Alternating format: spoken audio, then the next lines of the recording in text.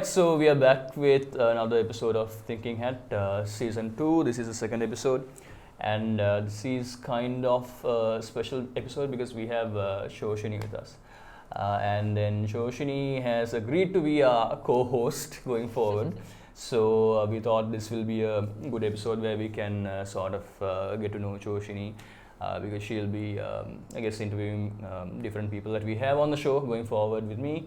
As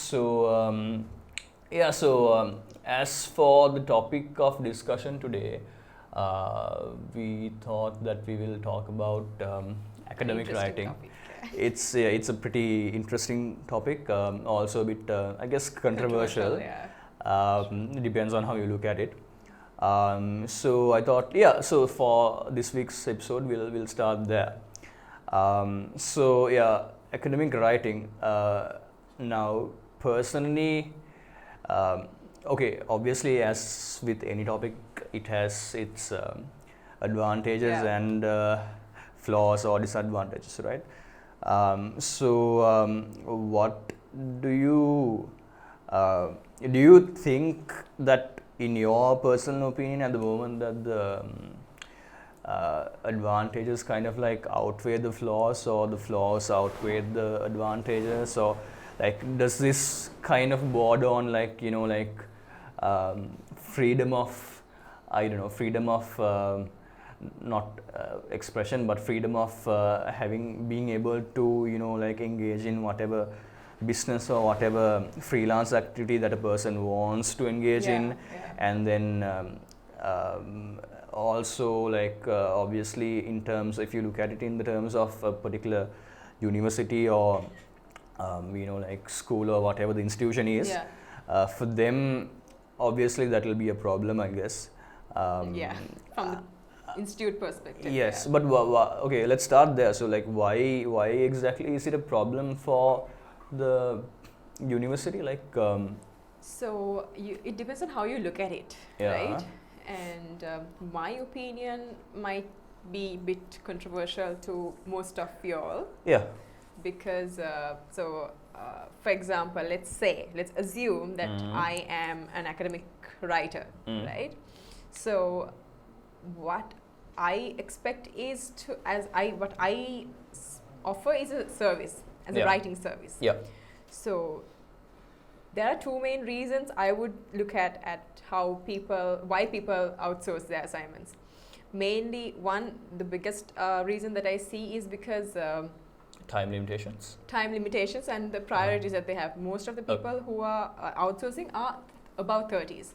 They do not have the time to sit and write, right? Even though they have the knowledge, even though they have the expertise, they don't have time to sit and write. And the other thing that I have noticed is that most of them do not know the style of academic writing. It's not just another blog, another post, another article, or any as such. So there's a style of writing, you have to reference, you have to research about certain things, and then, a mix of both. So the amount of times that a person would, or a particular class would outsource their assignments, does that depend on what level of education it is? For example, do you think more people outsource? Do you think there are more MBAs being outsourced, like MBA subjects being outsourced, than when it comes to what you call a degree, right? So do you think there's a bit of a increase in numbers there? Do you think people who do MBAs are most likely to outsource stuff because they undergrads? More than the undergrads? Yeah, true. Because they usually are the ones who are busy, either with work or work commitments and the families and stuff. And in my experience, I think most of the people who usually do MBAs, I don't know if most is the right word to use, but I think a good majority of them haven't had any qualifications prior to the MBA, right? So they decide with their work experience they go. With their work experience they straight away jump into the MBA, and then which is fine. They do have enough experience, so I think they all power to them, more power to them for deciding to do a MBA at that age and at that critical point of their life maybe. So like obviously since they are like of a certain age and they have a certain experience when it comes to work, I think obviously like you said, they are pretty busy with their work, right? Yeah. And they don't have any other option but to outsource the assignments that they get for the MBA program. Yes. Why exactly do you think would the institution be against them outsourcing this? How does it affect the particular institute? Or yeah, so institute wise and also in general, they do, it's obvious, like they don't like for example, undergrads I do not recommend or I do not encourage or I do not like suggest them to outsource their work at all, because it's like simple that those are the basic stuff that they learn, right? Yes. But a person who comes to an MBA, like you said, straight away does not have the experience or the doesn't know how to do that academic style of writing. But why institutes are against is obviously because they also will never learn to how to write academically, which is bad. And second thing is that at some point your brain also adapts certain ways of writing, and you become more creative, more argumentative, sort of in a when you're like developing the theories and applying the theories, and likewise. So it's so from the institute perspective, from lecturer's perspective, it's really fair, and it is of course should be against the norm. Like I was asking you, let's say a particular MBA program has a particular class of a MBA program at institute has, let's say, 40 people, and they all graduate, they all get through the MBA, right? And so they're all qualified, but then when it comes to their let's say personalities, not personalities, that's not the right word, the way they conduct themselves in their individual offices, let's say it's like absolutely horrible, right? Yeah. Do you think and let's say, okay, when it comes to like a particular instance where they have to use their business knowledge or theoretical knowledge, they don't know shit, right? So does that become a problem then for the particular university or like institute, or do you think that's not really a concern? Or because I'm trying to figure out what their main concern is, like for being against outsourcing assignments. Yeah, true. So according to my experience, or rather my opinion, I don't think there's a direct impact of like for the behavior, but of course what you learn in the so I don't know exactly for MBA's perspective, because from undergrad's perspective, you're being trained for the 3 continuous years and 2 years full time, which you're like, they are like sort of mentoring and preparing you for that corporate world, right? But an MBA is like 1 year, and then you're mostly busy with the theories and the whatever the like the general stuff. So but MBA is much more advanced, of course, but then it's more of like not as much practical as an bachelor studies or likewise. So in that case, I don't think there's a direct impact towards an individual's behavior, but also nothing offensive, but I have experienced there is a difference of a person who has done further studies and have not done there's the assignments. A bit, yes, not assignments, but studies in general. Okay. So what I was trying to say was basically like when it comes to the theoretical part of the assignments, no, really, I don't think so. Yeah, no. What I meant was like, okay, let's say, okay, you have an MBA, you graduated from a particular institute, right? And then you get this chance to show off your theoretical knowledge on a particular business related task at your office, right? But then when it comes to actually applying it, you don't know shit. Right? True. So I don't think there's a direct impact towards the right. No one's gonna ask you, okay, where did you okay, they might, but then still they're not gonna go to the particular university and say, okay, this guy graduated from your place, like what the hell have you taught him, right?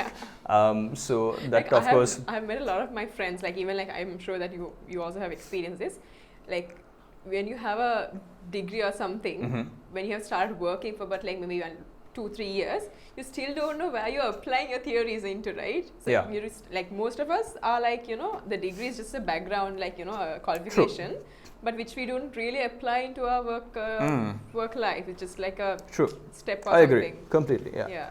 I mean, I personally know so many people who do not have a single paper qualification for their name, who are CEOs and people in practically advanced, people in high positions, and different people like that. Let me stop distracting. Use examples B, C, G. What? Wow. Okay. No, I don't know what the hell that is. I'm sure we did that. I'm sure Dumi taught us that for a particular assignment, but then I don't know what the hell that is. There you got an example. What the hell? So you can go ahead. You do? Yeah. Okay, thank God. Okay, so you can bring that up whenever you feel like. I don't know what the hell that is. Sounds like some sort of medical exam to me, like I know that. That is like a colonoscopy or something. Anyway, so it's very it's like two different. Actually, for example, like when I was working in my first year at the particular company, only one person, including me and myself, there were only 2 people for the whole 12 group of in the team had a qualification sort of, everybody has like climbed through the experience and stuff. And we were wondering why the hell that we like just wasted 3 years at college and like we don't have the experience, but they do have the experience and not qualifications. So it's actually a matter of like, how expert you are in a particular. I think it's one of those things that are changing with the times, right? Because I mean, our parents and if our grandparents, if you look at them, right, it was a must for them to have that paper qualification to join a particular industry or like even a company, right? But then like if you look at today, it like apply to all the industries and all the companies. Nowadays it's mostly like the experience. True. So if you look at like some of the top companies like Google or what's Elon's company? Not SpaceX, Tesla or whatever, right? Elon Musk's. What's the other thing? PayPal. So PayPal or whatever. So basically, for any of Elon Musk's companies, like basically what he has said was like when he interviews a particular person, he doesn't really give two hoots about the paper qualifications. He just wants to know that this particular person can excel at the particular task and that he has enough experience and expertise to deliver. Simply just deliver, right? Simple as that. And I think that's another philosophy the same philosophy is followed by Google as well, right? So I think so I'm not an IT expert, but can you apply the same towards an IT professional? I'm not an IT expert either, but okay, so apparently you can. We have been told that you can. Okay, but then like if you are an engineer or like it doesn't matter. So the thing is, with whatever field that you are in, if you are passionate about what you do and you can learn without having paper qualifications, it doesn't matter if it's IT or marketing or whatever it is. I mean, even if it's like a highly technical job, something that involves like a lot of training generally, let's say, still if you had learned it by yourself, if you are a self-learner and then if you are self-taught, and you excel at the particular task, I mean, why wouldn't anyone hire you, right? Sure. Because at the end of the day, all that matters is if you can get a certain task done efficiently or not, right? So, do you feel like the paper qualifications, the importance of paper qualifications such as an MBA or a bachelor's degree or whatever it is slowly depreciating? Do you feel like that's slowly going away? Because I might be wrong to say this, but I feel like that indeed is what's happening. Sorry.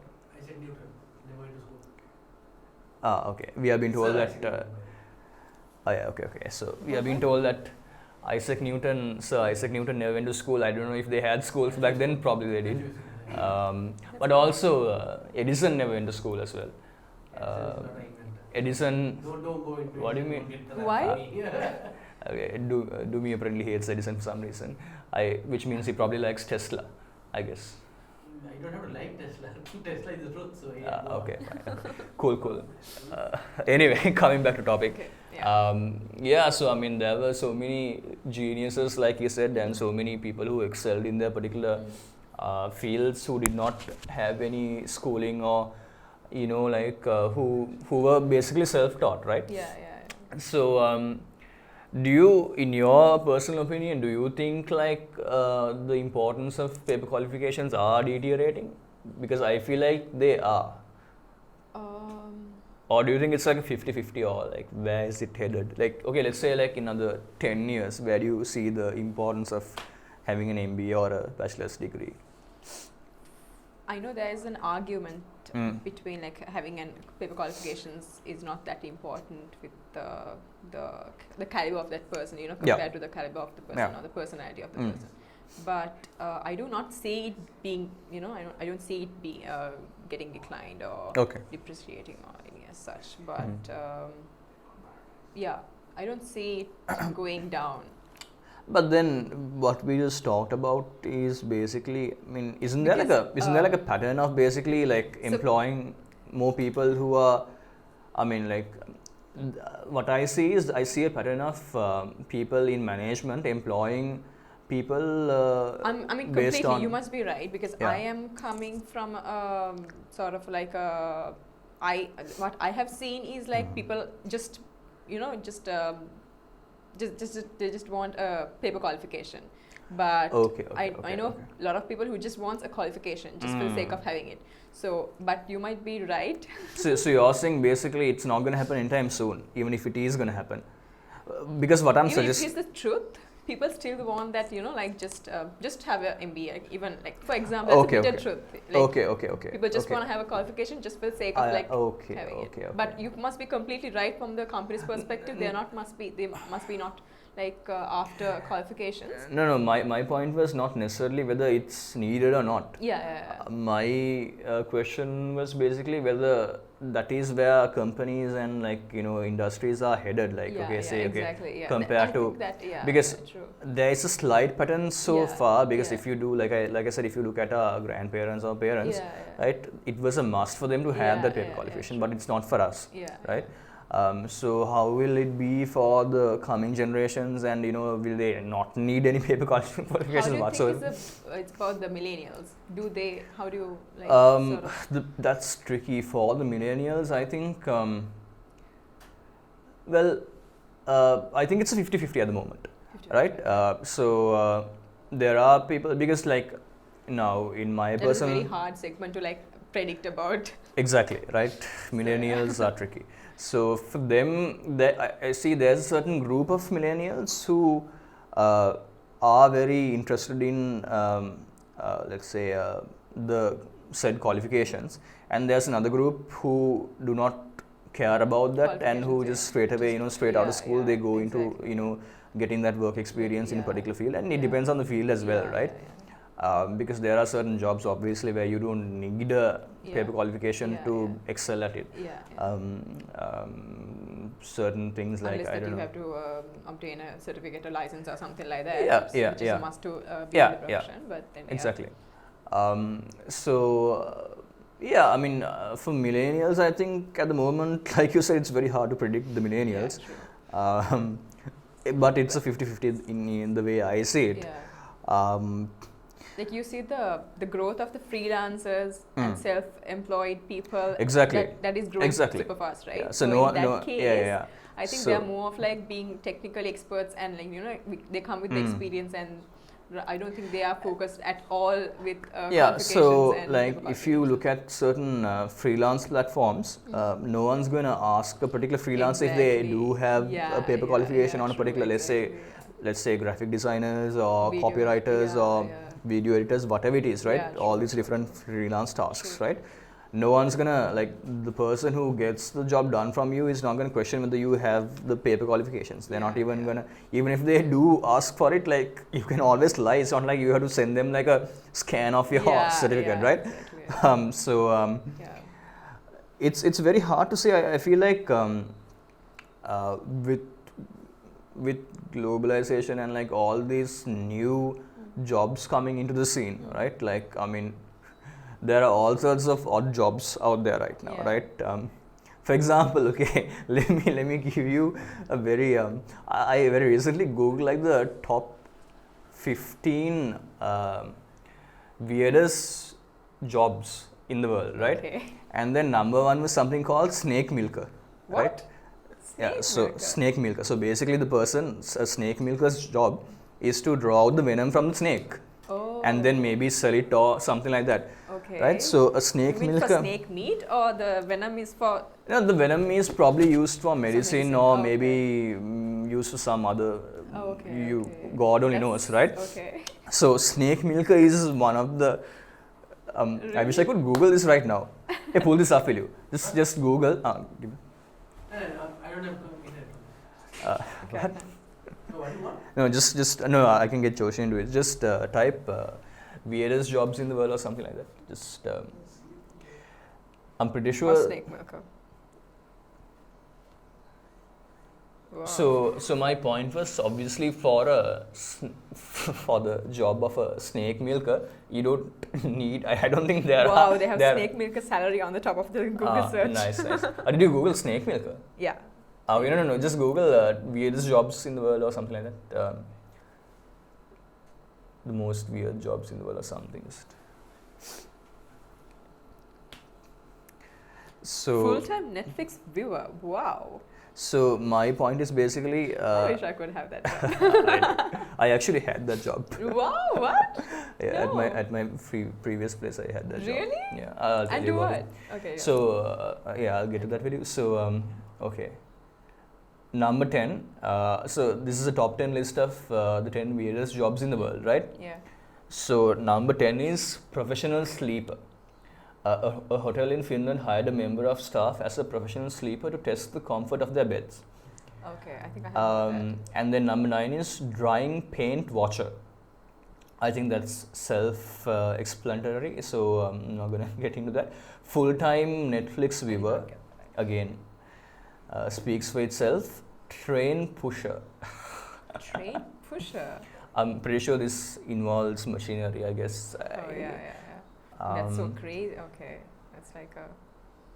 Okay. No. Okay, it says some people in Japan are hired to help cram as many people onto a train as possible by pushing them from the outside until the doors close up. It's not what we thought it was. It's basically get people inside a train. That's actually a job. Oh my gosh! Okay. Wow. Okay. Number 6, professional mourner. I'm sure this is for sex or pornography or whatever it is. Funerals. What? Funerals. Professional mourner. Oh yeah, professional mourner. Okay. Oh my gosh. Do me is right. I was wrong. Okay. Okay, dude. I'm sure there are professional mourners used for like movie. Okay. For the podcast sake, for being child friendly. Our podcast is not child friendly. We literally click not child friendly on YouTube when you upload a video. Anyway, okay. It is a tradition in Southeast Asia that a loud funeral will assist the dead. Yeah, like in Gumbo, right? Yeah, as they travel to the afterlife. Cut that. So professional mourners are hired to cry and weep loudly throughout the service. Okay. Then we come to number 5, which is snake milker. The job of a snake milker is to collect the venom of a poisonous snake in jars for use in anti-venom and other medication. Okay, cool. And number 4 is dog food taster. Again, that speaks for itself. Number 3 is interesting. Order judge. Order judge? Yeah, so basically it's to sniff the armpits of other people. Oh my god, that's so gross. In order to test the effectiveness of new products, order judges are hired to smell the volunteers' breath, feet and armpits they make sure their judgment is accurate. The members of staff have their sense of smell tested monthly. Oh my gosh. Okay, number 2 is Marmite test. That's cool. I mean, that's whatever. And number 1, I let's read this because I don't get this for the life of me. It's called Scuba Diving Pizza Delivery Man. From this island to that island, for sure. Yeah. But in the fact that there's an underwater hotel in okay, there's apparently an underwater hotel in Florida. Okay. So I don't suppose all these 10 jobs, for example, need paper qualifications, but I'm sure they get paid like a shitload of money, right? Okay, so these are like a weird list of jobs, but then I'm sure there are like less weird jobs out there. For example, so since you asked me, so I used to work for a video on demand company, right? Which is very similar to Netflix. Iflix, yeah. So it's very similar to the format of Netflix. So my job there was to basically manage the. We had a department called localization. So I was basically in charge of localization, which meant I had to manage the team of subtitlers there as well. So like in order to localize the content, I had to basically watch all the content that we have on Iflix to make sure it was localized properly. Basically localized as in like it was subtitled properly in Sinhala. Right? So sometimes I didn't even watch the subtitles, I just used to watch the stuff that was there on Iflix. Right? Actually I never did. Because what I did was I went through the subtitle files separately and randomly, and I knew the proficiency of my subtitlers, so I didn't really have to worry too much about them making mistakes, because we had like a process that was given to them like early on to see, to like go over their scripts like 2-3 times to check for accuracy and mistakes and things like that. So I didn't really have to worry about it. So my job was mostly spent watching movies and TV shows on Iflix and on Netflix and whatever it was. Subtitle in yeah. So that was. Is it still there in Sri Lanka? No. Let's not get into that. Do we? Yeah. So. Oh, I see. Right. No, it's still there, but we don't have a physical office. And it's still in operation, like because we. I saw it was in Bamba somewhere, right? Before. Yes. The physical office isn't there anymore. It's not. I think it's being managed by the head office in Malaysia. Like for example, for the subtitlers that I had in my team, they didn't exactly have any prior experience, or obviously there aren't any paper qualifications for subtitling, as far as I know. I mean, they didn't require any paper qualifications, or actually in this case, this is like one of those rare occasions where they didn't need both. They didn't require the paper qualifications or the expertise in subtitling before, because it's a pretty straightforward job. All I had to make sure was that they knew both languages and they could translate well.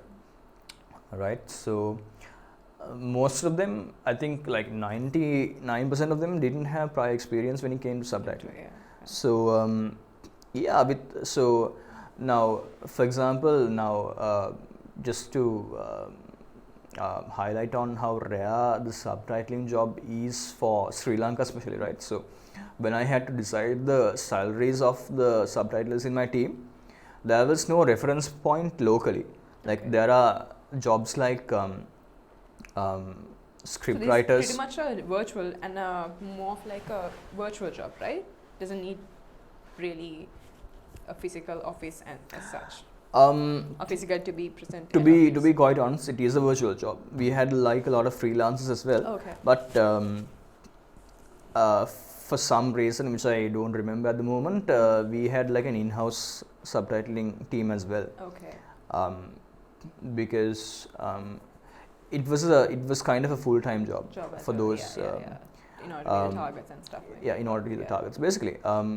So like what I was saying was, like when I was trying to decide the salaries for the subtitlers, there was no reference point locally. So I had to look at script writers, editors, and like these similar job roles that were out there to decide on their salary. Okay. See, for Sri Lanka, that it occurred to me that it was a very new job for Sri Lanka, right? Yeah. And literally there was not a single a bit of a fancy job as well, like, you know, if anybody would love to do that. Yeah. Right, and a lot of people didn't have any idea as to what it was. Yeah.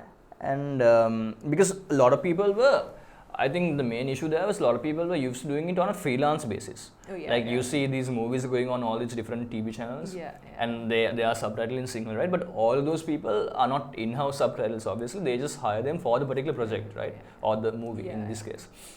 There was never a proper job role for an in-house subtitler. So I had to really do my research and kind of match other similar job roles to derive that salary for them. So my point there being basically it's again one of those really new jobs that are coming into the scene, right? Sri Lanka is still getting there, but then if you do look at USA or other European countries, there are so many diverse and versatile jobs out there that you can basically pick from, right? And they pay well as well. So with all these new jobs coming into the scene, I feel like people, the generations to come have so many options to select from. They don't have to, be a doctor or a lawyer anymore, right? They finally have the freedom to follow their passion or whatever it is, right?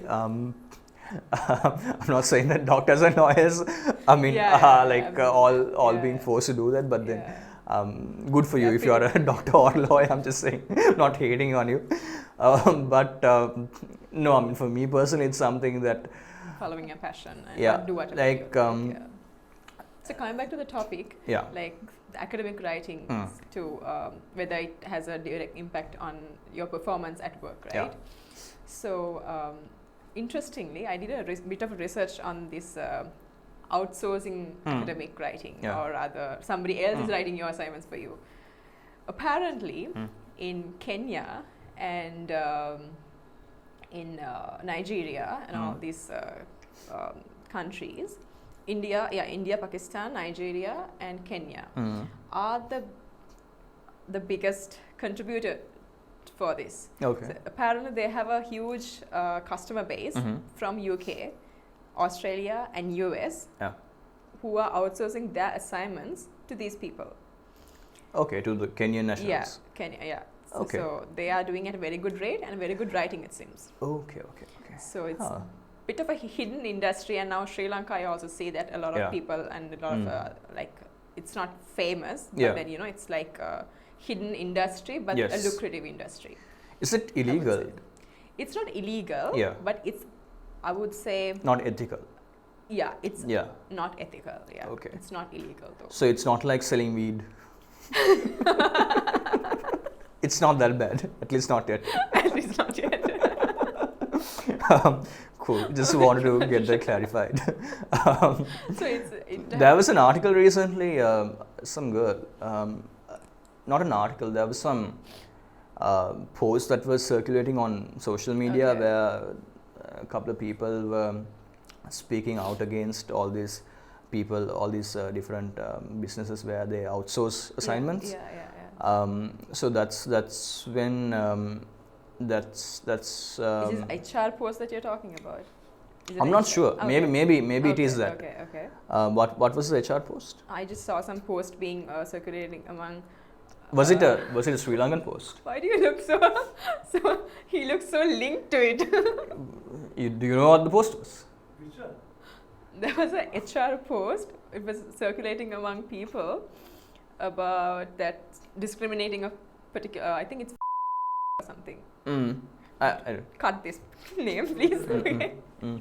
Yeah. And that particular company, somebody was going against. I think I still have that link. Okay. I mean, yeah. Because apparently it was very funny. This person has, so some HR profession has outsourced this assignment to this company called, right? like don't put the name. So what do you mean HR? So some high caliber like professional HR from a very good company has outsourced assignment to this company. Sure. This particular company, or it's not obviously a company, but like a freelancer or somebody. Yeah. I assume must have been a kid because he or she has taken screenshots of the customer without the name and uploaded on their page, on their writing service page, saying that this HR, not disclosing the person, but like this professional HR person outsourced assignment to us. And somebody, like, obviously it's not like an ethical practice to like boast about, right? Sure. And somebody else has shared saying that how unethical it is to like an HR professional is also like outsourcing, and how can you like even stand your job, right? So it was really I would say a kiddish approach to promote. So they haven't really discovered. I hope that he knows this particular individual or somebody is connected. He's laughing throughout. Jeevaka is just being Jeevaka. Hi. Welcome to the land of the living. So this particular person has not been discovered, right? Do they know who it is or not really? I don't know. I don't think so. They haven't disclosed the person. But some HR profession by some good company. So the particular assignment that was outsourced wasn't an HR assignment, right? It was an HR assignment. It was an HR. Yeah, so that's the whole thing. Yeah. Okay. See, that there is a bit tricky. Yeah. I don't know. Like, I'm sure Chaturanga must have seen this post around. There was some. We are talking about academic writing. Yeah, exactly. My reaction. Anyway, coming back to topic. See, there's a bit of a problem. So because when you told me initially, I thought it was like some other, maybe business management or finance or something that's not related to HR at all, that was outsourced by him. Yeah. I mean, but even if it was HR, maybe he didn't have the time. Exactly. Right? Yeah. So, and isn't it well within his rights to do that? Or is it illegal? Is it illegal to outsource assignments? It's not illegal. How is it illegal? When was it made illegal? Or was it a recent thing or? Just Ghostwriting is illegal. Ghostwriting is illegal. See, that's what I want to know. Ghostwriting is illegal. So if discovered, there's a penalty or there's jail time. No, taken off your qualifications. Okay. Interesting. Oh, that is from is it a law? The writer's is it currently a law in the country? There's no law. So then, how could it be illegal then? It's like so you're saying it's like an ethical by issue? The institute. Yeah, it's an ethical issue from the institute. Yeah, so it's under the terms and okay. No. Okay, that's not what I wanted to know. I want to know whether can somebody sue a person who is writing initially when we decided to talk on academic writing, I thought, okay, let me think of the positives and the negatives. Yeah. But at the moment I can't think of any negatives whatsoever. So help me out here. What are the other negatives that you can think of? Wow, okay. Not a single. I was supposed to have the positive side and you were supposed to have the negative sides. Okay. So negative sides, of course, yes. I do not, for example, okay, again, I'm coming back to a positive side. But then, I read this article recently about this Kenyan student who has, so in Kenya also, just like Sri Lanka, they can't find related jobs they're qualified in. For example, if you have done accounts, I'm sure there are a lot of Sri Lankan Australians as well. If you are an accountant by profession, you still can't find a job in accountancy, right? So likewise but then these people are, very good writers. They have the knowledge, the theories and everything. So why not, share that knowledge with or write for somebody else who does not have time or who has other priorities or who does not know the style of academic writing, referencing, there's a particular, procedure to follow, and likewise. So these people are very, I would say unemployed. So in a other point of view, I would say that it reduces unemployment as well in a certain extent, even though it's not transparent. But from a negative point of view, I would say a person would never learn how to do an assignment properly, like according to the guidelines. So a person would never learn how to write academically. Yes. Or likewise. Or even a person who never really got the necessary theoretical knowledge on a particular subject, like, okay, let's take, since we brought up HR, let's take HR for example, right? Yeah. Okay, let's say you are doing an HR MBA and you have a set of assignments assigned to you, and then you are doing an HR degree, and then again you get, let's say, that's, I don't know, like, do you get assignments for a HR degree? Let's say you do, right? See, now with the degree and the MBA, I feel like it's two very separate things, because like at the degree level, I think, like you said, you need to have that level of expertise. Like if you are, let's say, straight out of school, or like if you don't have the experience, at least that theoretical knowledge will be important to you, right? So like I don't really see a point of outsourcing assignments at that level, at the degree level. But obviously when it comes to MBA, we have to assume that the person who's doing the MBA obviously has work experience. And if he didn't, if he didn't like apply for the MBA after graduating for a particular degree or whatever it is, if he came through just work experience, you have to assume that he has particular knowledge on a particular subject, right? So I mean, so in that case, of course, I don't see like a big deal of people outsourcing their assignments in the MBA level. Because I mean, two different motives, right? I mean, you do an MBA for a completely. What I would say is, like, if you are attending the lectures, if you know the theories, if you learn your learning throughout the class or throughout the course, then I wouldn't see. It's up to the person, really, right? I mean, if he wants to learn a particular subject, then like might as well get the necessary training, follow the classes probably, as make long sure as you have the knowledge, and I don't see anything too bad about outsourcing the writing only. It's not that, but if you're not just like outsourcing the whole thing, you're not attending lectures, not knowing the whole thing, and you're just having a qualification, obviously there's no point, and that's something wrong, really. Correct.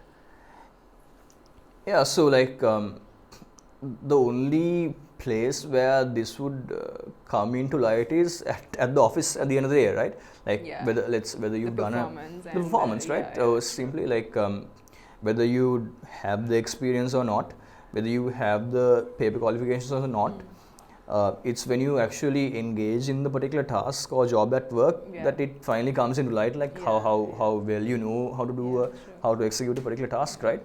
So that's the only place where you actually get to know whether what you've done is right or wrong, right?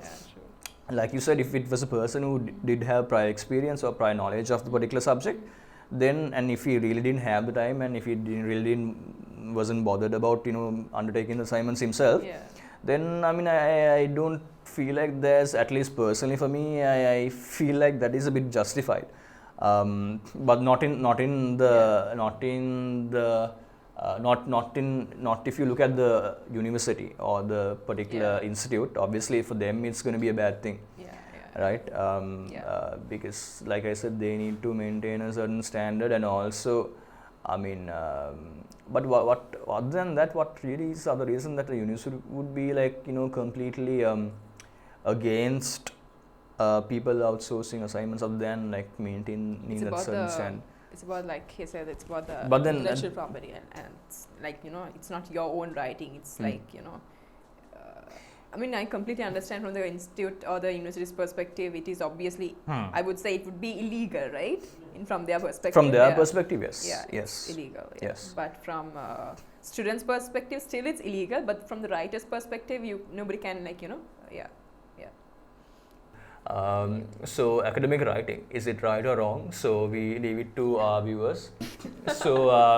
So like I mentioned earlier at the beginning of the episode, so Choshini will be our co-host going forward. So we have like an interesting list of topics to talk about, and like an interesting list of guests to bring into our podcast as well. Join us on our next episode as well. Please subscribe to our channel and like this video, so we can bring you other interesting topics in the coming weeks as well. So see you guys soon. Go. We did not ask them to comment on the... That's fine. They don't comment anyway. Nobody comments. Hinayalla boy! Balla.